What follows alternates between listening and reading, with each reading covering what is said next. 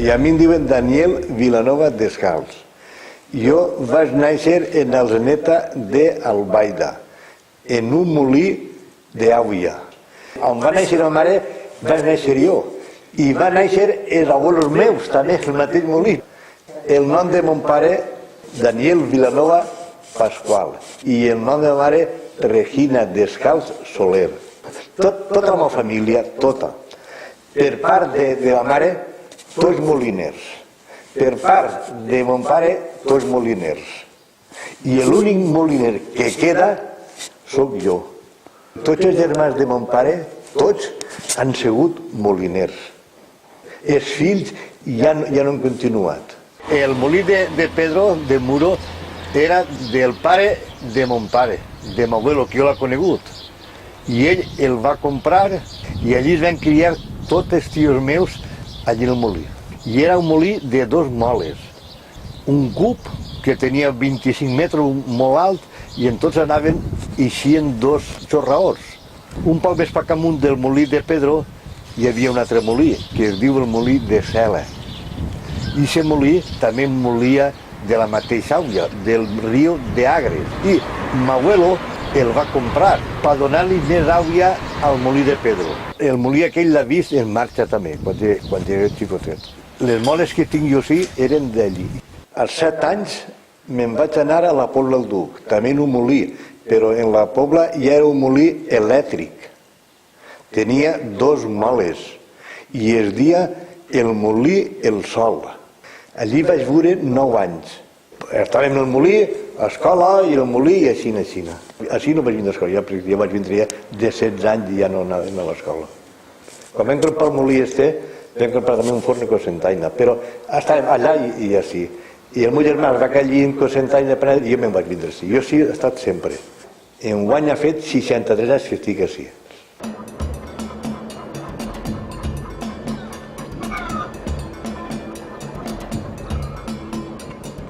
Este molí, el molí, antes de ser molí, era un mas.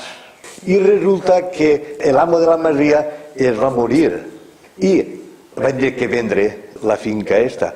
I van posar fàbrica d'aiguardent per l'àvia, per el dret de l'àvia, perquè l'àvia era per netejar les màquines i tota la marina. I així feien aiguardent. Pues quan els meus pares ho van comprar, allà era fàbrica de licor, però els meus pares, com ho volien per viure, ho van modificar un poquetet. Al entrar a l'esquerra vam fer un pou per treure l'àvia i a la part de baix hi havia un local gran que tenia els animals. I d'enfront hi havia una escaleta que pujàvem dalt, que passa a la sèquia, i vam fer una finestra allí per poder llevar ma mare. I baix allí en el carro, on és el local que entres, estava una llar, hi havia una llar gran i una cuina gran, el que hi havia antes en els masos. Sí, era fet a compte d'un mas, perquè antes, entre que no hi havia llum i les cases un poquet apartades del poble, perquè ni estava el vincle que diem, estava allà dins, i dalt estava Garín al costat. Nosaltres li ho vam vendre al tio Vitoriano, i ell ja va muntar el molí farina. Molí Bessó, perquè el que el va fer era bessó d'un altre germanet, que es va morir. Es diu el molí de farina o fàbrica de farina perquè hi havia moltes fàbriques de paper així. I entonces, per distingir una cosa de l'altra, així vam posar molí de farina o fàbrica de farina.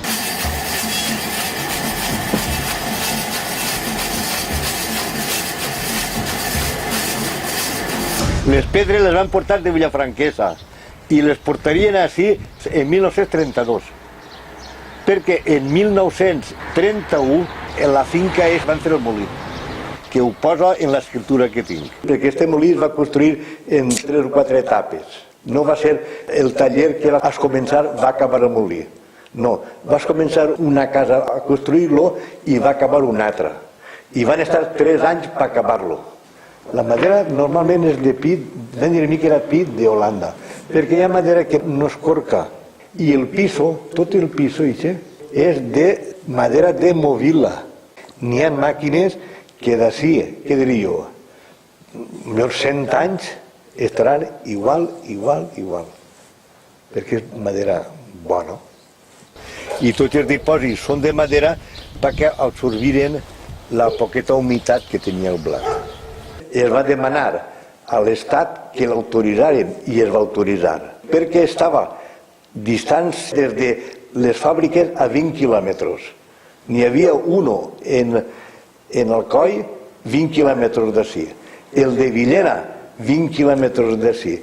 Es van ajuntar Francesc i Berenguer i se van anar a Alacant. I allí van muntar el taller de Francesc i Berenguer, de molineria. I este molí està muntat algunes màquines per ells, però eren d'ací de Banyeres. I Fermín, l'abuelo de Fermín, feia les casboletes. Jo els dic sempre pualets, perquè són pualets. La corona de dalt és catalina i són madera de carrasca. I la corona, que és la xicoteta, és ferro. Perquè si fos tot ferro, quan anava del poble sentiria el ruïdo.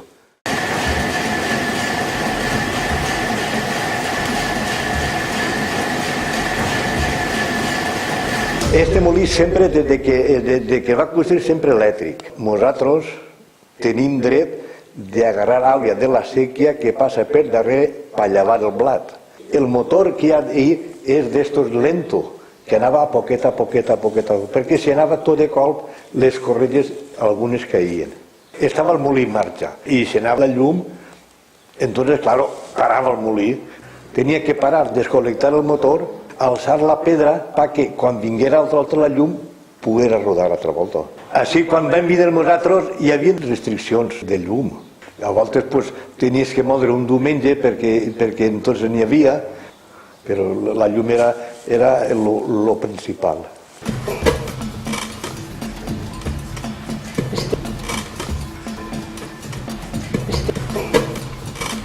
Unes pedres pa pienso i l'altra pedra pa blat, pel consum humà. La pedra de pienso és catalana i la del blat és francesa. Franceses vol dir que estan fetes a trossos, de pedernal, i prou blanques, perquè quan més blanca és la mala, més blanca fa la farina. En canvi, la de moldre panís o ceba és catalana i està feta tota d'una peça. Les moles, tant la del pienso com la del blat, la que està quieta es diu solera i la de dalt, la que pega volta, es diu corredera. La feina sempre és de moldre en pedra. Les partícules de ferro sí que roïn per les persones, però les de pedra no.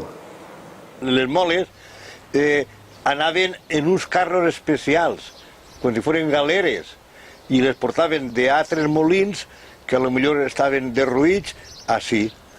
Estes d'ací les vam portar en carro de Vilafranquesa i les altres que en tinc dins ja les vam portar en un camionet. N'hi ha molts molins que són de cubo i altres són de rampa. El molí, per exemple, d'on tenien és de rampa, perquè no hi ha sal i com així no hi ha res de sal, doncs no pot haver aigua.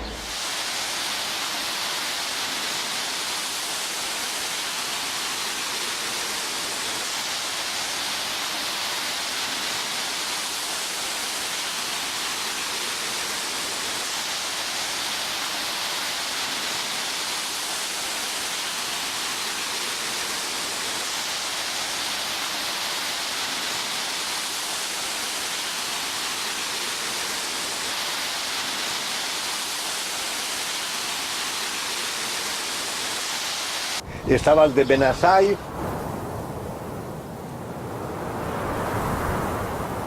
estava el de Xerene,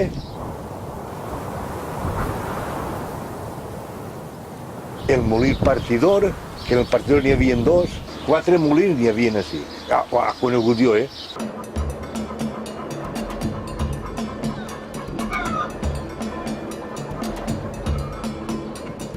En 1953, mon pare va comprar este molí que estem així, en Banyeres de Mariola. En 1950 vam vindre mon pare i mare al molí i es van quedar enamorats. L'amo, el Vitoriano, es va demanar 800.000 pessetes. 1950. I com? Com? On estaven? Impossible de comprar-lo. I este senyor el va arrendar. 2 anys, crec que estaria, 2 o 3 anys. I després, claro, va rebaixar de preu. I és quan el van comprar. En 1953.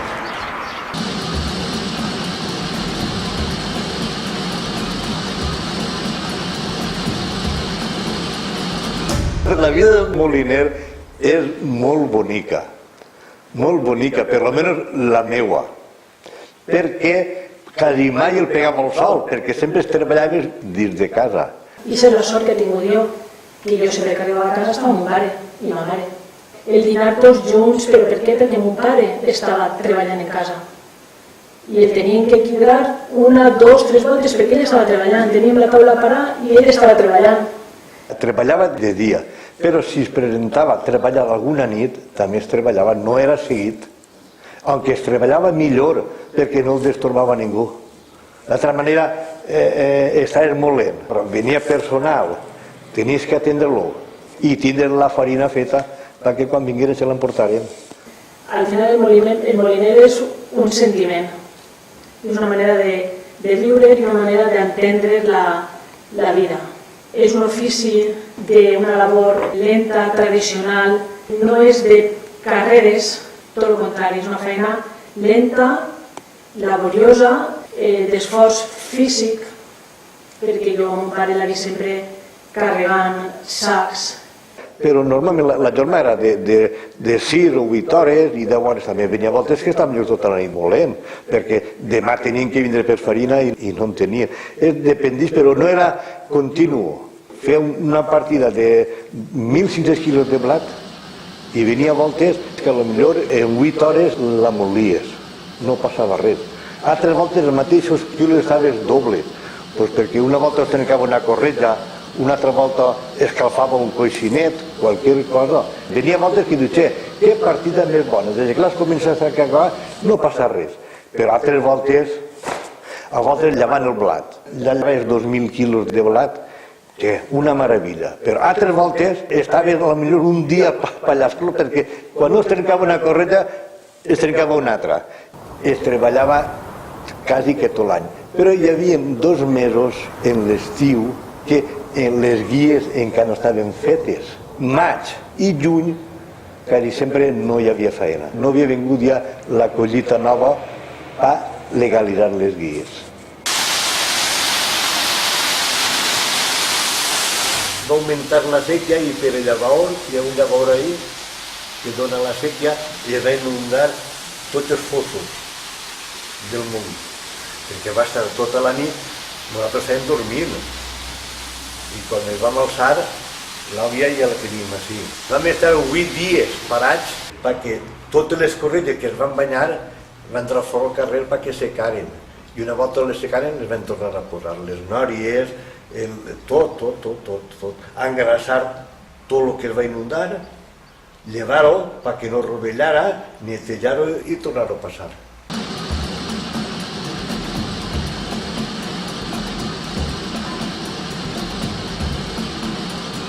No, el blat és que n'hi havia de moltes classes, n'hi havia Manitoba, n'hi havia Rojal, n'hi havia Blanqueta, n'hi havia Ardito, però normalment per així era tot fartó.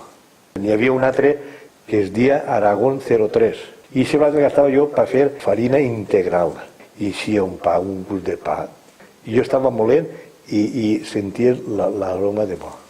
El terme de Banyeres és molt xicotet, entonces hi havia poques documentacions. El de Bocairent no podia vindre a moldre-s'hi perquè era una altra província. El de Beneixama sí que podia vindre a moldre-s'hi. I a voltes comprava blat, el molia i venia la farina. Però normalment eren tots de llauraors, perquè entonces, en aquell temps en tots els masos hi havia llauraors. Comprar blat i vendre farina millor no podia. Era només per moldre pa els agricultors. Però clar, sempre, si uno te presentava, jo tinc 12 quilos de blat, però el compraves, i després el venies i ja està, però no legalment.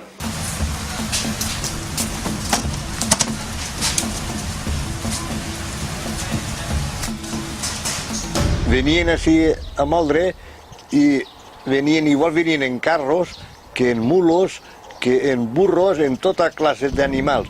Portaven el gra i els animals el lligaven ahir, perquè a voltes portaven el burro i no el lligaven i quan eixia l'amo del burro, el burro ja se n'havia anat. Així venia a voltes que n'hi havia 6. Igual portaven blat, que s'hi va, ja n'era pel molí. Les nòries van des de baix a la teulada, aquestes són les que estaven baix, i van des de baix fins a dalt. Quan més altes, més caiguda tenen. Mare la tarara Pepicó plorava perquè el cap Cirulo no li s'empinava. La tarara sí, la tarara no, la tarara mare que la va jo. Esta màquina es diu tarara. La primera màquina que anava al blat és esta. Hi ha ahí 3 garbells per netejar el blat. Les grances, el blat xicotet, la terra, així caia el capoll, i d'ací, una volta estava així, ja passava a una altra màquina, que és la despuntadora. Ahí es despuntava el blat. La tela esta que hi ha, que és per fora, està feta de fora cap a dins, perquè quan el blat passa per ahí, el desforra, el neteja. Dins està aspre, perquè el blat es quedarà més net. Sandel, de València.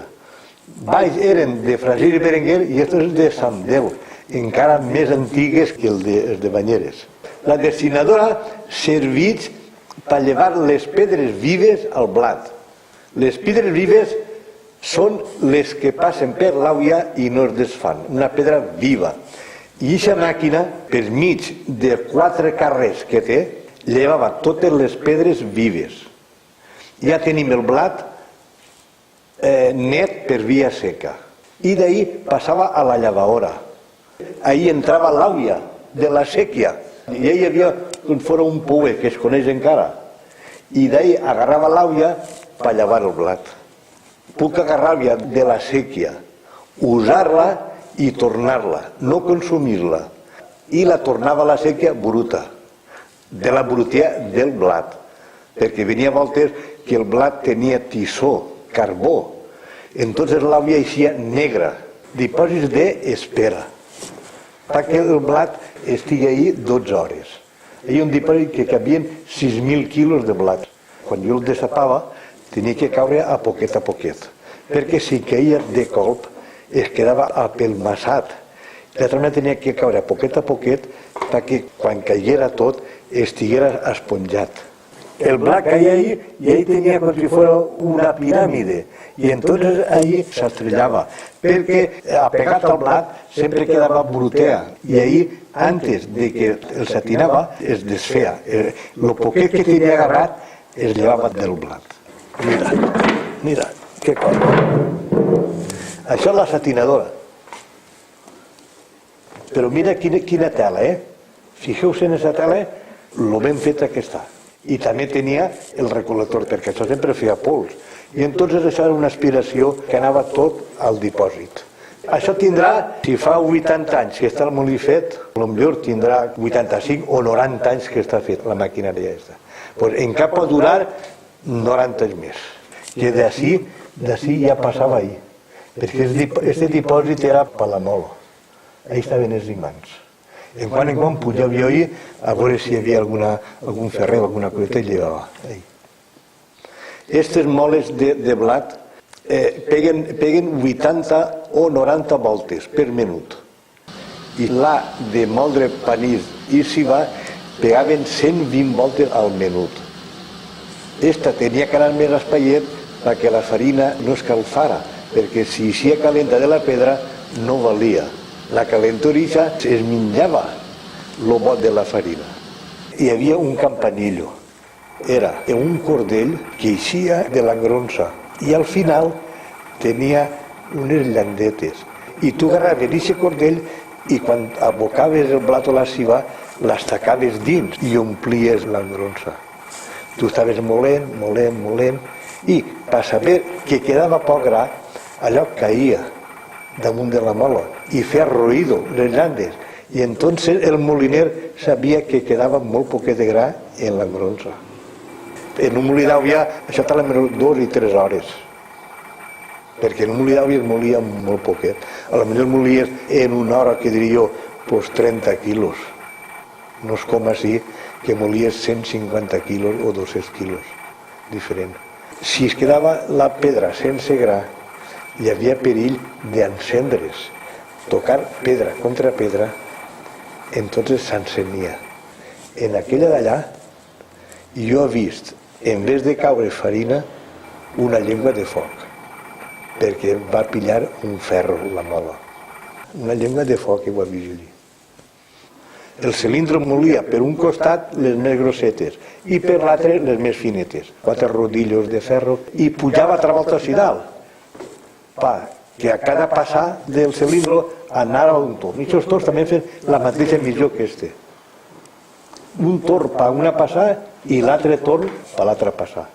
El torn o el cerniut està tot de tela. Ara l'estela jo el vaig llevar perquè no s'haveren podrit ahir. Quan es molia blat es feia tot integral i entonces es treia el segó, que era l'envoltori més gran del blat, les quartes i les sèmoles. El segó més gran ja anava al sac complet. La farina anava ja al dipòsit. I les sèmoles, que és la part més arenisca de la farina, passava per una altra màquina que es deia sassor i es classificava. Però això és dividit en 3. Primer la farina, les sèmoles i el segó de fulla, en 3 departaments. I aquesta màquina, això és una cepilladora, que del segó encara treia farina, perquè el segó a voltes venia que la farina es quedava a pegar i aquesta màquina li llevava la farina al segó. El reprim, les quartes i la farina ja anava tota directa al dipòsit i allí ja s'empacava. Este té bancà per evitar la farnera. En tots els molins d'àvia, en tots tenen la seva farnera on caia la farina. Llevat de la que feia per llauradors, també feia una classe de farina per fer pastes. Entonces hi havia rotllets molt bons. De Beneixama venien persones que es dedicaven a fer rotllets i d'ací de Banyeres també tenien que decidir per la farina, perquè era feina fluixa, que no tenia força. I a més, jo s'hi n'ha fet mils i mils i mils de quilos per fer xurros. Tenia que ser farina que no tinguera gens de gluten, que tinguera almidó.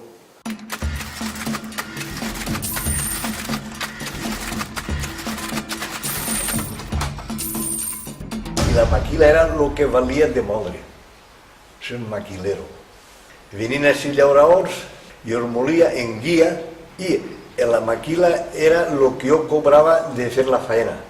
2 quinzets, que eren entonces, 0,50. I de moldre la ceba i el panís a 0,30. 30 cèntims de les pessetes, no dels euros. Llevava, segons el blat, el 2% de suciedat. I es donava el 75% o 80%. De 100 quilos, segons el blat conforme estiguera, i si en 75 quilos de farina, 25 de segó, però no eixia mai perquè sempre fallava algun quilo.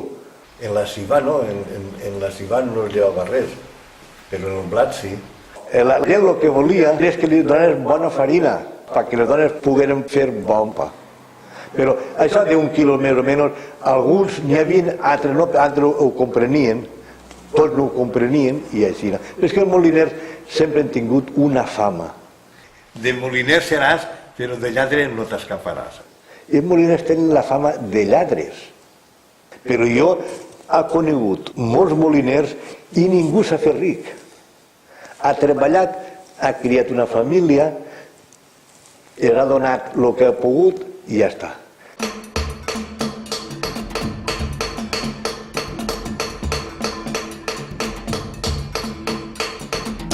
La de moldre blat venia any que la picava 3 voltes, perquè es feia fina i ja no molia, cremava la farina.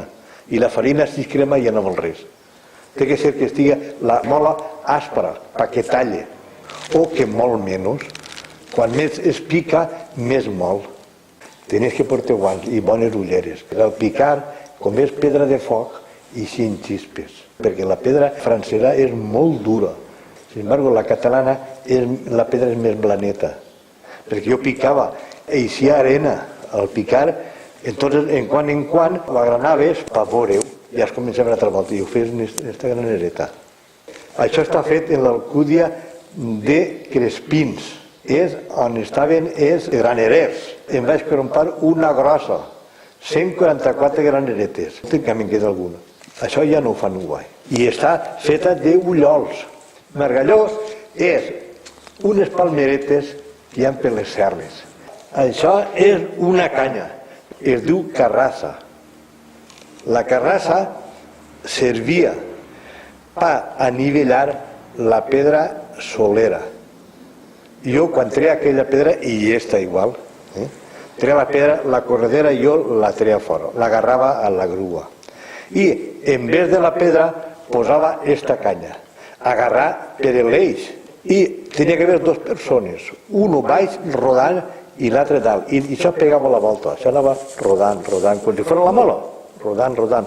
I tenia que tocar la punta esta per tota la mola igual. Va saber que la pedra solera estava acarrassada, estava plana del tot. Perquè si un costat tocava i l'altre no, al posar la corredera balla.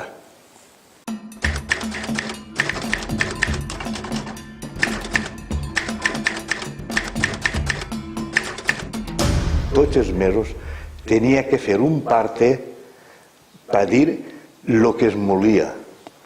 Nom i número de la guia per dir qui molia. Si algú més no ho enviava, en denunciaven. I en la condició que no podies enganyar-te. A cada mes o mes i mig venia un inspector a visitar el molí. I jo antes enviava el parte.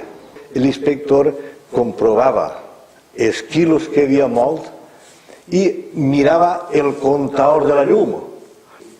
Per exemple, un llaurador que feia 500 quilos de blat tenia que anar a la sindical, a l'això de labradores i ganaderos, a manifestar que havia collit 500 quilos de blat.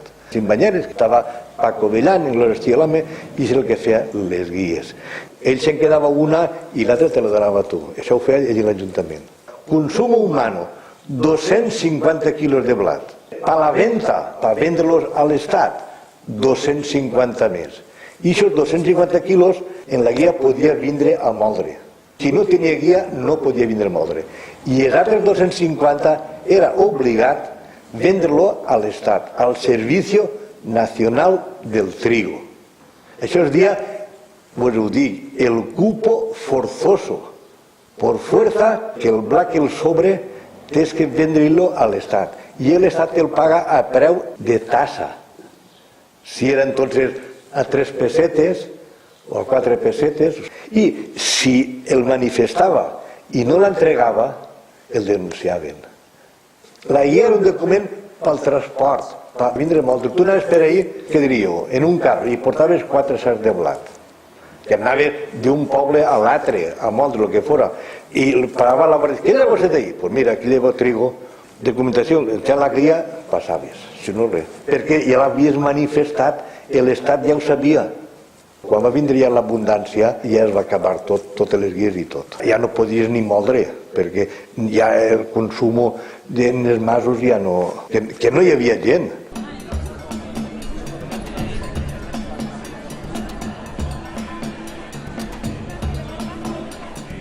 L'estrapero és treballar fora de llei.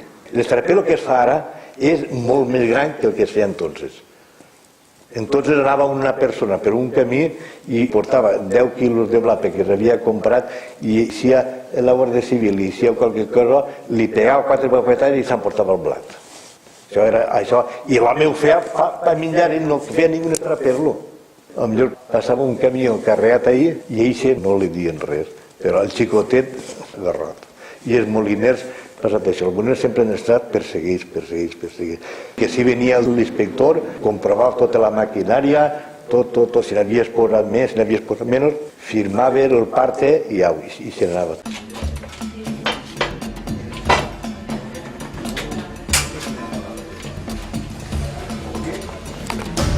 pare, i tant mon pare com ma mare, quan venien les vacacions del col·le, pues aprofitaven per nosaltres perquè s'ajudàvem, que és quan es netejava profundament El molí. el molí.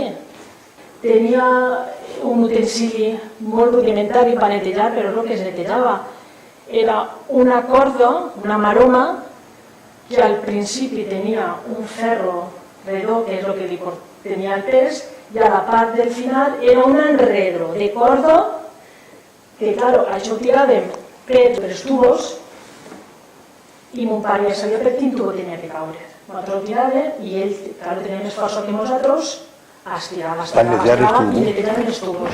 Ara també aprofito jo, en el meu estiu de vacances de la feina, el netejar, el mantenir-lo en condicions. S'ha mantès per el sentiment de lo que han viscut, de conforme s'han criat, i és que inclús quan eixim de viatge localitzem els molins. En seguida. És que ho portem ahí dins, en una paraula. Els localitzem. Van vindre uns cosins que volien veure el molí, ells també són de la part Vilanova, tenen un molí en Alcalà, en la vall d'Alcalà, però volien, clar, aquell està pràcticament derruït. Sols queden les moles i alguna maquinària, però molt poquet. Clar, van vindre i van disfrutar de veure conforme estava.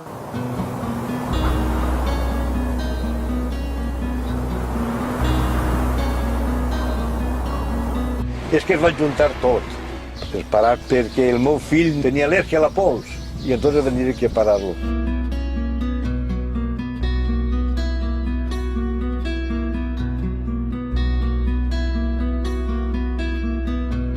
I per jubilació també, que no hi havia faena, perquè els llauradors ja no pastaven.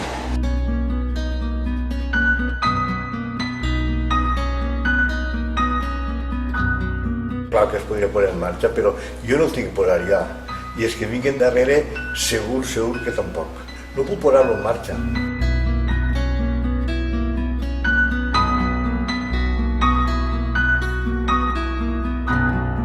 És la vivenda dels meus pares.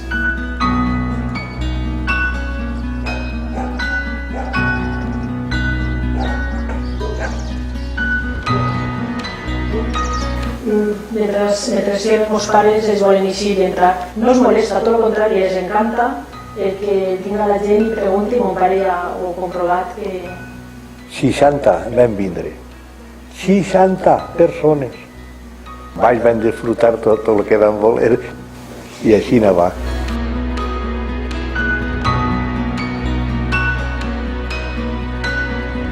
Està obert a tot el que vulgui veure-lo, però ja donar-li un altre ús, tant el meu germà té la seva feina, jo tinc la meva i mon pare està jubilat.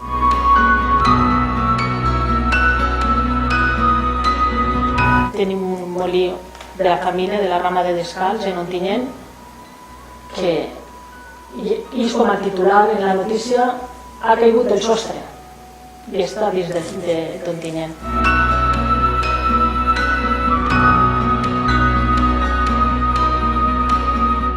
I clar, el futur del molí és madera, i la madera per el temps Se'n va.